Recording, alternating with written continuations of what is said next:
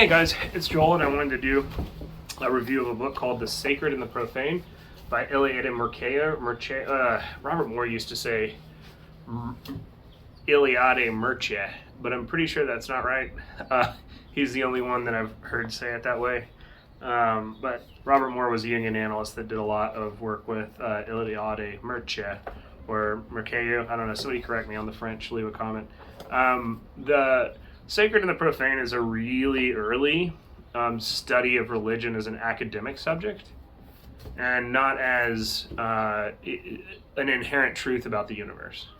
So when religion begins to be studied as something that is an academic subject, if you take a religion 101 class in a college or something, you're pretty likely to read him.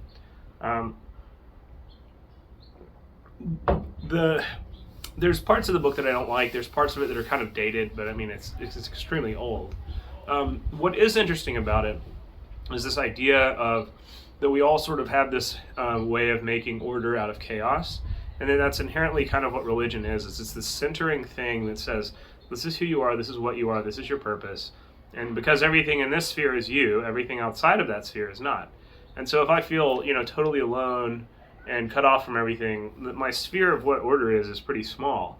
If I feel a part of a community, a family, a church, a tribe, then that all is me. I see myself in that. This is my football team who I root for, and I'm sad when they do not win. And this is my family and my community, and even if I don't like them, I love them and I fight for them. Or, there's this kind of inclusive feeling, and he's studying that, and the way he studies that is he goes to Australia and looks at like Aboriginal tribes that have had no contact with the West at all.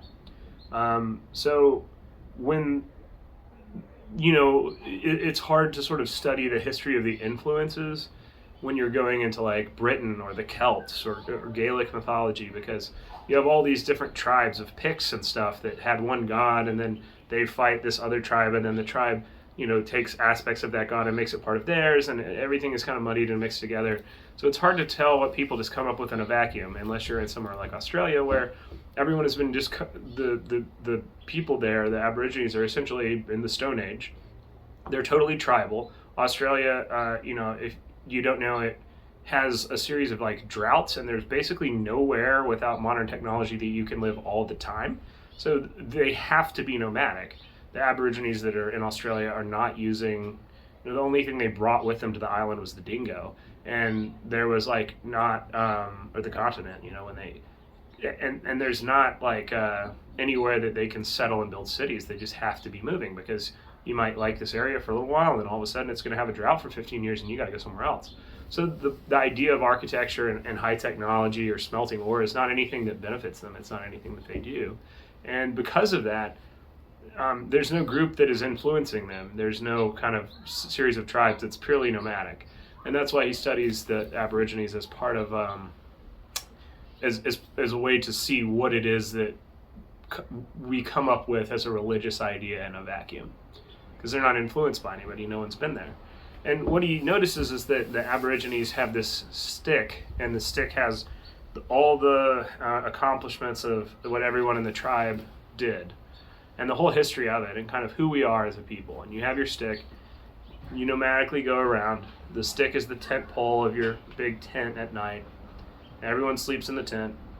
And then in the morning you take the stick down, it falls and tells you to go in a different direction. That's where you go.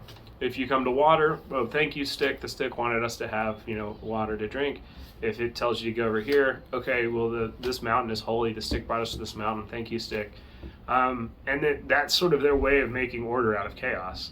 And that when there's like a tribe that is fought and changes, like if a tribe comes and steals the other tribe's stick, or there's a flood and the stick washes away, the people just wander aimlessly and die. They won't complete these basic processes of life to stay alive, like hunting and fishing and traveling.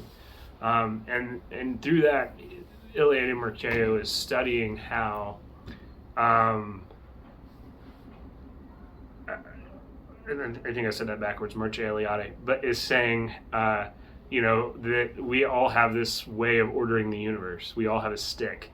And that's a kind of depth psychology principle. If you're leaning more kind of depth, Jungian psychology like I am, that you can use in therapy to say, okay, what is my stick? What is order to me? What is chaos? What am I using to order the world? What's my organizing principle of reality? And what does that mean for my life? Because we all do it. And you do kind of want to be as conscious as you can of how you are doing it. So if you're interested in the history of kind of religion, comparative religion, depth psychology, Joseph Campbell, anything like that, Michael Meade, this is probably like a good book for you, because a lot of those people are drawing on the work of this person. He's older than they are. He's kind of a foundational text for the people that you may have grown up reading.